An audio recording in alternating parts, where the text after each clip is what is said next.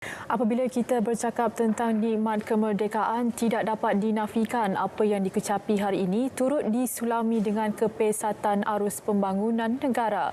Bukan sahaja di bandar-bandar, nilai pembangunan turut dinikmati masyarakat luar bandar.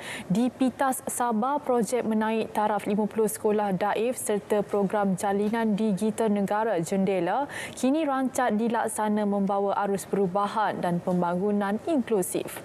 Ikuti laporan yang disediakan wartawan Sarifah Monazrah Sarip. Daerah Pitas yang terletak kira-kira 195 km dari Kota Kinabalu kini antara kawasan pedalaman yang sedang menikmati arus pembangunan. Berdasarkan hasil bancian, populasinya meningkat kepada 50,000 penduduk.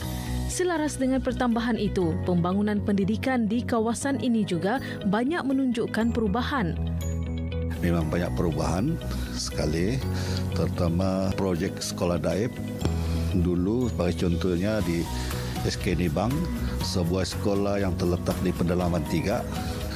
Begitu juga di SMK Kanibungan, jika bangunan baru ini boleh diguna pakai sudah, mungkin keputusan peperiksaan awam akan lebih meningkat lagi dan maka kita boleh bersedia lagi untuk membuka satu pusat tingkatan 6 di daerah Pitas. Jadi memudahkan pelajar-pelajar daerah Pitas tidak perlu keluar daerah lagi untuk setakat ke tingkatan 6. Selain itu, pelaksanaan jendela yang rancak dilaksana melibatkan pembinaan sejumlah 419 menara baharu dan 1,972 pemancar sedia ada akan dinaik taraf kepada 4G. Kat kuarter pertama 2021, pencapaian di Sabah kita telah mendapat coverage sebanyak 82.5%. Berbanding awal sebelum ini, tahun ini kita target pada 86% dan seterusnya akhir 2022 kepada 90%. Di Pitas ni kita ada 5 menara yang sudah siap.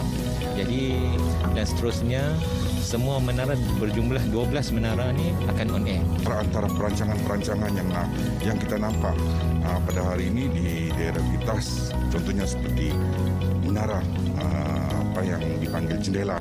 Selain daripada pembangunan infrastruktur, pembangunan insan pun kita tengah mengumpul data-data maklumat yang mana di sekitar Pitas ni. Kita pun tengah merancang aktiviti-aktiviti untuk peningkatan ekonomi penduduk di daerah Pitas ni agar mereka boleh keluar dari arus kemiskinan. Ini apa semua terpaksa, kalau dulu kita pergi Pitas, pergi pejabat baru boleh tahu apa-apa semua, tapi syukurlah kalau sekarang ini kita ada melalui telefon apa semua, kita online apa semua, orang-orang kampung pun boleh dapat maklumat di mana-mana tempat kosan. Ada lain daripada dulu, kadang-kadang berkirim surat sejak pada waktu itu 70-an 80-an itu memang sangat susah lah. Melihat perkembangan positif ini, jelaslah tema Malaysia Prihatin sempena Bulan Kebangsaan tahun ini diterjemah mencakupi pelbagai aspek.